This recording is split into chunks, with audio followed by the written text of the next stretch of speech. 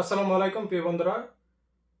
বর্তমানে সৌদি আরব থেকে আপনারা যারা পাসপোর্ট রিনিউ করবেন অথবা এমআরপি পাসপোর্ট থেকে ই পাসপোর্ট করতে চাচ্ছেন, তাদের করণীয় কি, কত রিয়াল খরচ আসবে, কিভাবে আপনারা পাসপোর্ট রিনিউ করবেন। সো আপনি যদি পাসপোর্ট রিনিউ করতে চান তাহলে আপনাকে অবশ্যই অনলাইন অ্যাপয়েন্টমেন্ট নিতে হবে। সো অনলাইন অ্যাপয়েন্টমেন্ট ছাড়া যদি আপনার পাসপোর্ট অফিস যান কোনো লাভ হবে না, আপনাকে ফেরত পাঠাইবে অথবা পাসপোর্টের বাহিরে কিছু খেদামা অফিস থাকে যেখান থেকে আপনাকে অ্যাপয়েন্টমেন্ট নিতে হবে। তারপরে আপনার যে ডেট সেই ডেটে গিয়ে উপস্থিত থাকতে হবে। সো অ্যাপয়েন্টমেন্ট কিভাবে নেবেন, আপনারা অনলাইনে ভেরি ইজিলি ভাবে নিতে পারবেন অ্যাপয়েন্টমেন্ট। আপনারা গুগলে গিয়ে সার্চ করুন epassport.bd, তাহলে সেই সাইট আসবে। সেই সাইটের থেকে আপনি নিজে নিজেই অনলাইনে অ্যাপয়েন্টমেন্ট নিতে পারবেন। কিভাবে অ্যাপয়েন্টমেন্ট নেবেন সেটির অসংখ্য ভিডিও ইউটিউব আপনারা পেয়ে যাবেন। আমি নিজেও একটি ভিডিও তৈরি করছি, আপনারা চাইলে সেটি দেখে খুব সহজভাবে নিজে নিজেই অনলাইনে অ্যাপয়েন্টমেন্ট নিতে পারেন অল্প সময়ের ভিতরে। সো আমি ডিসক্রিপশন বক্সে সেই ভিডিও লিঙ্কটি দিয়ে দিব। সো অ্যাপয়েন্টমেন্ট নেওয়ার পর আপনাকে কোন কোন ডকুমেন্টগুলো আপনার সাথে নিয়ে যেতে হবে।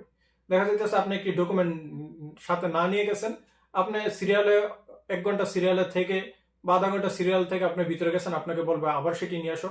আপনার পেরেশানিটা একটু বেশি হবে। সো আপনার যাতে পেরেশানিটা বেশি না হয়, আমি আপনাদেরকে এই ভিডিওর মাধ্যমে সকল ডকুমেন্টগুলো বলে দিব। কারণ আমি 2 দিন আগে আমি নিজেও পাসপোর্টের জন্য জমা দিয়ে আসছি। কত টাকা লাগে, ইমার্জেন্সিতে কত টাকা, নর্মাল ডেলিভারিতে কত টাকা। সো প্রথমে আপনাকে অ্যাপয়েন্টমেন্ট নিতে হবে। অ্যাপয়েন্টমেন্ট নেওয়ার যখন আপনার কমপ্লিট হবে, অ্যাপয়েন্টমেন্টের ভিতরে আপনার জন্ম নিবন্ধন দিয়ে নিতে পারেন অথবা আইডি কার্ড দিয়ে নিতে পারেন, যেটি দিয়ে আপনি এমআরপি পাসপোর্ট করছেন অথবা আগে পূর্বেই ই পাসপোর্ট করছেন। অবশ্যই যেহেতু আপনার সৌদি আরব আপনার কাছে পাসপোর্ট আছে, সো আপনি জন্ম নিবন্ধন দিয়েও করতে পারেন, আপনি এনআইডি কার্ড দিয়েও অ্যাপ্লাই করতে পারেন। সো আপনি যখন অ্যাপ্লাই করবেন, সকল ডকুমেন্ট দিয়ে আপনার অ্যাড্রেস ম্যাড্রেস সব কিছু তারা ভেরিফাই করবে। মা বাবার আইডি কার্ডের নাম্বার দিলেও দিতে পারেন, না দিলেও না দিতে পারেন, এটি বাধ্যতামূলক না।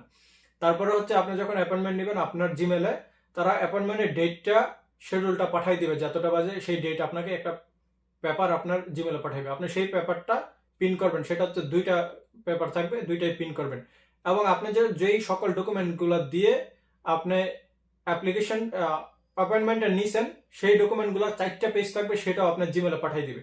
সো সর্বমোট আপনারা অনেকে দেখা যাইতেছে অ্যাপয়েন্টমেন্টের পেপারটা শুধু নিয়ে যায়, সেই 4টা পেপার নিয়ে যায় না। কাজেই আপনারা 4টা পেপার সহ এবং অ্যাপয়েন্টমেন্টের পেপার 2টা নিয়ে যাবেন, 2টা আপনার জিমেলে একই সাথে সবগুলো পাঠিয়ে দিবে। সো এই সমস্ত ডকুমেন্ট নেওয়ার পরে আপনার পাসপোর্টের ফটোকপি এবং আপনার হচ্ছে জন্ম নিবন্ধনের ফটোকপি। জন্ম নিবন্ধনটা অবশ্যই বাংলাতে এবং ইংলিশে হতে হবে। সো আপনারা অনলাইন থেকে ইজিলি ভাবে আপনার পাসপোর্ট দিয়ে জন্ম নিবন্ধনটা বাংলা থেকে ইংলিশ দুইটাই আপনারা ডাউনলোড করতে পারবেন। 2টা একসাথে থাকে, এক সাইডে ইংলিশ থাকে, এক সাইডে বাংলা থাকে। সো এই পেপারটা নিতে হবে। আরেকটি পেপার হচ্ছে আপনার একামা। একামা পাসপোর্টের ফটোকপিটা সাথে রাখবেন। জন্ম নিবন্ধন বাংলা ইংলিশ পেপারটা লাগবে। এবং আপনাদের হচ্ছে কি ওই অ্যাপয়েন্টমেন্টের যে ডেটটা, সেই ডেটের পেপারটা।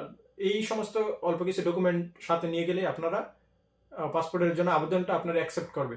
সো আপনি যদি এই ইনফরমেশনটা না জানেন, আপনি চলে গেছেন, আপনি সিরিয়াল থেকে আবার আসবেন, আবার অবশ্যই আপনি বাইরে মুক্তবাস আপনি পিন করে নিতে পারবেন, যেহেতু এই ডকুমেন্টগুলো আপনার কাছে আছে এবং আপনি এই সমস্ত ডকুমেন্টের মাধ্যমে অ্যাপ্লাই করছেন। সো আপনার কাছে অবশ্যই আছে, কিন্তু পেরেশানিটা বেশি হবে যদি ইনফরমেশনটা না জানেন। যার কারণে এই ভিডিওটি তৈরি করা। অনেকে দেখা যাইতেছে, আমি দেখছি অসংখ্য লোক আমাদের সাথে সিরিয়ালে ছিল এবং তারা সেই ডকুমেন্টগুলো না নিয়ে যাওয়ার কারণে আবার পুনরায় বাইরে থেকে গিয়ে পিন করে নিয়ে আবার সিরিয়াল ধরে মোটামুটি 1-1.5 ঘন্টা একটা পেরেশানির ভিতর ছিল। আর যদি আপনার পাসপোর্টে মেরিট আগে না থাকেন, আপাতত আপনি মেরিট দেন, তাহলে আপনাদের অবশ্যই যে কাবিননামার পেপারটি সেটি নিয়ে যেতে হবে এবং আপনার যে স্ত্রী ওনার আইডি কার্ডের ফটোকপি নিয়ে যেতে হবে। সো এই সমস্ত কিছু স্যাম্পল ডকুমেন্ট নিয়ে গেলেই কিন্তু আপনারা পাসপোর্টটি রিনিউ করতে পারবেন। এবং আরেকটি বিষয় হচ্ছে, যাদের একামাতে মাইনে বড় তাদের আবার কস্ট বেশি না। এই জিনিসটা আসলে আমি খুবই খারাপ বিষয়, কারণ অনেকের মাইনা বড় হলে টাকা বেশি দিতে হয়। যার মাইনা বড় তার থেকে 500 রিয়াল নেয় পাসপোর্ট রিনিউ করার জন্য, অত্যন্ত বেশি, খুবই দুঃখজনক। পাসপোর্টে অনেক বাংলাদেশি ভাই দেখলাম এটি নিয়ে তর্ক বিতর্ক হয়েছে, কারণ মাইনা বড় হলে টাকা বেশি নিতে হবে, এই জিনিসটা আসলে যুক্তিসম্মত না। তো সবাই ভালো থাকবেন, সুস্থ থাকবেন, আল্লাহ হাফেজ।